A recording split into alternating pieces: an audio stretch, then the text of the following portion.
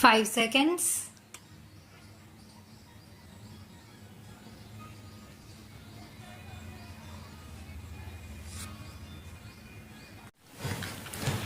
The Industrial Policy Resolution of 1948 was good so far as it went, but unfortunately the spirit of it could not be understood or appreciated by the common man in this country.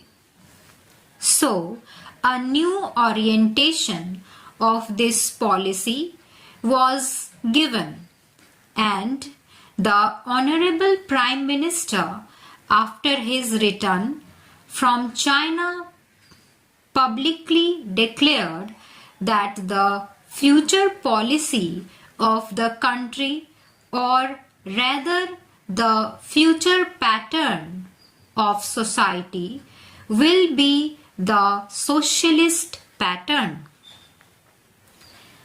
That was further emphasized by the resolution passed at the Avadi session of the Congress and later reiterated by Shri Debar, President of the Indian National Congress. I am very glad to say that the spirit of it has been caught by the nation today. If I may say so, the nation has taken up the challenge for securing the socialist pattern of society. It behoves all sections, both inside this house as well as outside, without having mutual recriminations, to try and propagate in a sincere manner and establish the socialist pattern of society indicated by the statements of the great leaders of our country. It may be relevant and pertinent if I refer to a few sentences from the memorandum presented on the 4th June 1999 by our Prime Minister, who was the chairman of the All India Planning Committee, which came into existence when there was full autonomy in the states. On pages 39 and 40 of that report, he stated, "It is clear that the drawing up of a comprehensive national plan becomes clearly an academic exercise with no relation to reality unless the planning authority or those to whom it is responsible are in a position to give effect to the plan.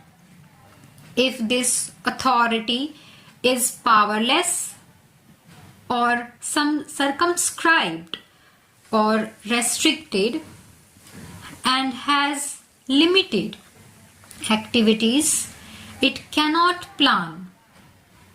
An essential prerequisite for planning is thus complete freedom and independence for the country and removal of all outside control.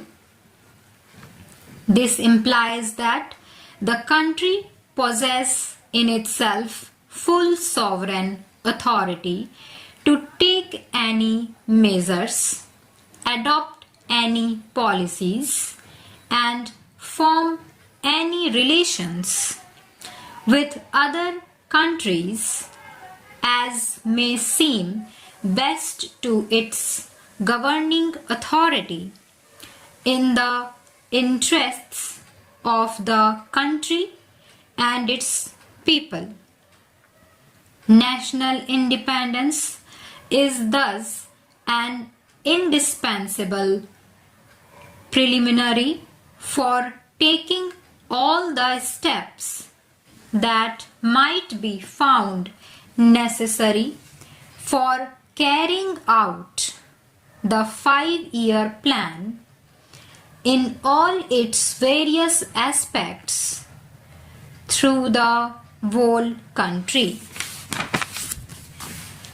At the present moment, it is clear that not only have we in India no national independence, but we are hedged in and obstructed by numerous restrictions, limitations, safeguards, and reservations which block the path to planning and progress.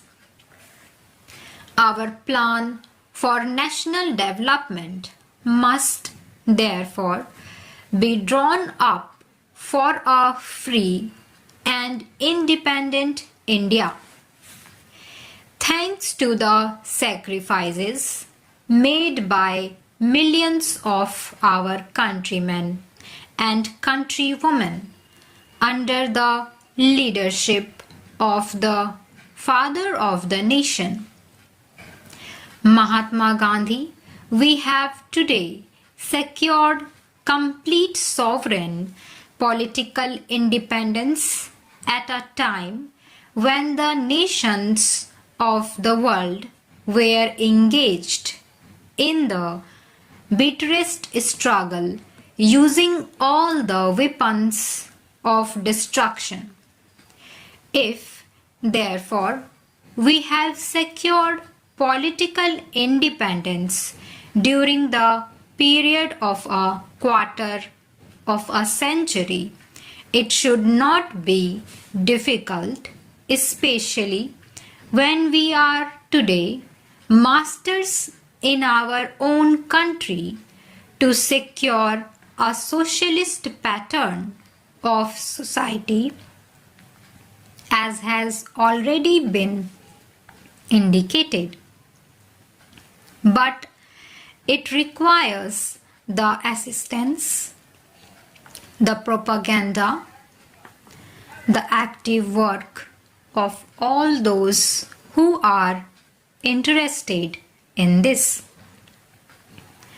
I am sure so long as my honorable friends, the minister, the deputy minister, and the other minister who represent the commerce and industry ministry can give us an assurance that the capitalist pattern would be avoided, some of us who believe in a cent% socialist democracy give an undertaking that certainly totalitarian policy will not be introduced in this country, because we have believed all along during the fight that we have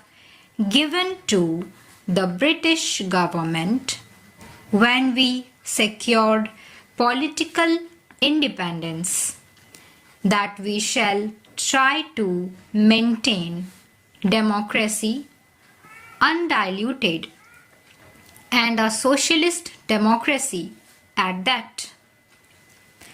I am absolutely certain that in this country of ours, liberty of thought, liberty of speech, and liberty of action will be guaranteed to every citizen to express his views in the manner he pleases. I therefore assure my honorable friend that so long as we do not, in the grab of a socialistic pattern, support a capitalist system, India will stand 100% for a socialist democracy. Now, luckily for us, the fundamental rights of the Constitution have declared that a citizen would be assured of many of the social amenities which will give reasonable comfort from the womb to the grave. But mere enunciation, as I have said many times, will not satisfy the common man unless the saying is put into effect. I am absolutely certain, therefore, that so long as there is a determination on the part of our countrymen, we will be in a position to secure a socialist pattern of society. It is not even possible to draw up a plan on any other basis.